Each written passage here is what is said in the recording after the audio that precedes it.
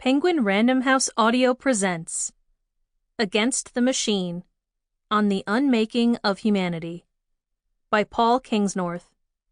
Narrated by Sebastian Humphreys.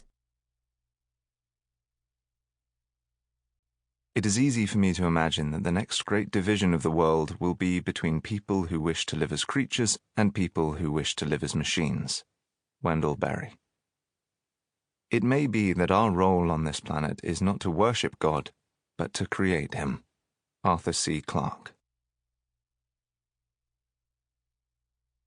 Caught in the web of its song. An introduction. When I was a child, I wanted to live in a pine forest, or, to be more accurate, a pine plantation. We have a lot of these in Britain, sown across the hills and mountains during the 20th century for cheap paper and pulp. The tight ranks of conifer trees, planted so closely together that most of their branches die for lack of light, and which acidify the soil for miles around, are hated by ecologists, landscape lovers, and most of the local wildlife, which barely ventures into them. Perhaps that's what I liked about them. There seemed to be some kind of dark, mossy mystery in that maze of pillar-like trunks. Maybe I'd been reading too much Tolkien. This was a perennial problem, but I could imagine myself pitching camp in there, making a small tent of branches and leaves, wandering the soft forest floor, drinking from the streams, becoming something other than myself. I've never been addicted to drugs or alcohol, but I have often been addicted to dreams. This is the lot of the writer. You become a writer because the world you encountered in the stories you read as a child is more exciting than the world you are actually living in. More exciting and, in a strange way, more real. Your world is school and suburbs and bus stops and breakfast cereals and maths homework and being forced to wash your dad's car at the weekend and wondering how to talk to girls and listening to the charts to work out what kind of music it's permissible to like. This is not Lothlorien, and neither is it Earthsea. The worlds created by Tolkien and Asimov and Verne and Howard are better than this, and there is no doubt at all that given a splinter of a chance you would prefer to live in them, just as you would prefer to live in a pinewood on the northern fells. Then, one day, you pick up a pen and realize that you can create your own. Meanwhile, out in what is fondly called the real world by people who often don't know very much about reality, you are living in a metastasizing machine which is closing in around you, polluting your skies and your woods and your past and your imagination. If you have the kind of sensibility which prefers Lothlorien to Isengard, this means that you are a character in a tragedy rather than a heroic epic. Most of the things you like are fading away. The great forests and the stories made in and by them, the strange cultures spanning centuries of time, the little pubs and the curious uninhabited places, the thrumming temples and dark marshlands and crooked villages and folk tales and conviviality and spontaneous song and old houses which might have witches in them, the possibility of dragons.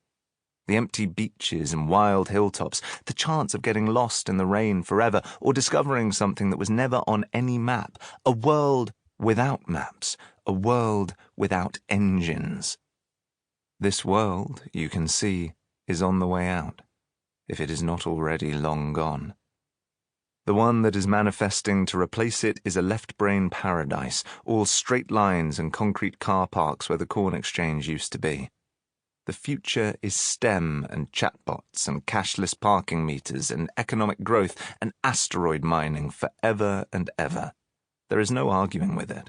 You can feel the great craters that it makes in the world. You can feel what is being tarmacked and neatened and rationalized into oblivion and the depth of what is leaving. But you cannot explain or justify it in the terms which are now the terms we live by. You just know that something is wrong. Everybody tells you that you feel this because you are infected with something called nostalgia, or that you picked up a dose of Luddism or romanticism at a party or in a doctor's waiting room. Basically, there is something wrong with you. You don't understand progress, which is always and everywhere a good thing. but you can feel something going on that is not a good thing. And it doesn't matter how many lies, damned lies, or statistics are produced to prove otherwise. You can feel this something enveloping you. The Welsh poet R.S. Thomas described it chillingly in his poem Other, in a verse I have never forgotten since I first read it. The machine appeared, in the distance, singing to itself, of money. Its song was the web they were caught in, men and women together. The villages were as flies, to be sucked empty. God secreted a tear. Enough, enough, he commanded. But the machine looked at him and went on singing. This, I understood when I read these lines, is what I wanted to hide from in that pine forest, and a machine was as good an image as I had ever found for it. Another poet, the American Robinson Jeffers, a writer admired by Thomas, seemed to see the same thing one night when he sat on a mountain looking at the lights of an American city and had a vision of a giant purse seine fishing net slowly hauling in its prey. I cannot tell you how beautiful the city appeared, and a little terrible. I thought, we have geared the machines and locked all together into interdependence. We have built the great cities. Now there is no escape. We have gathered vast populations incapable of free survival, insulated from the strong earth, each person in himself helpless, on all dependent. The circle is closed, and the net is being hauled in. They hardly feel the cords drawing, yet they shine already. I read a lot as a child. After my fantasy reading period, it was the poets who opened up the world for me, and a lot of them, I began to notice, in the centuries between Wordsworth and Merwin, were gesturing in some way towards the same thing, this machine. Later I found that novelists had been writing about it as well, from Mary Shelley to Aldous Huxley, via George Orwell, E.M. Forster, and Ursula Le Guin. The filmmakers, meanwhile, had been on the case from Metropolis to The Matrix. As for the non-fiction writers, they had been pouring forth great tomes on this force for over a century. This book will dig into some of them. In other words, this was not a new story.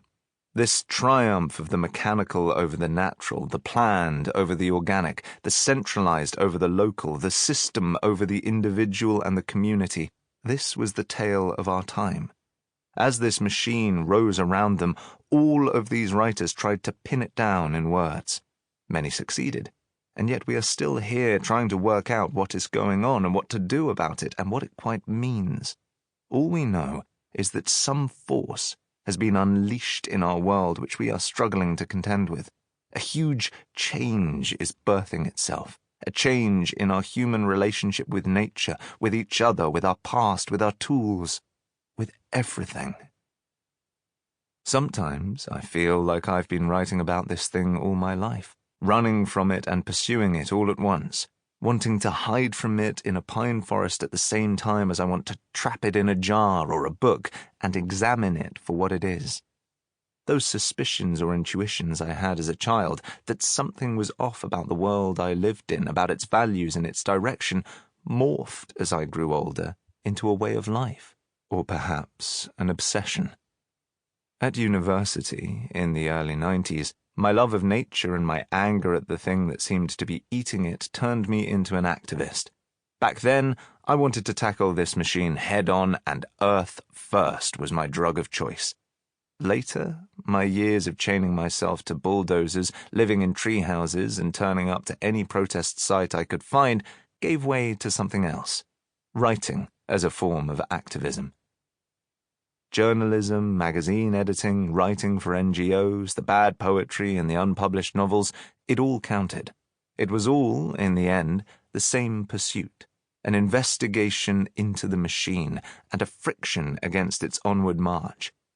After a few years helping to run the Ecologist magazine in London, I left to write a book of investigative journalism, wandering the world from protest site to tribal village to township to summit venue, writing about resistance to the new game in town, something called globalization.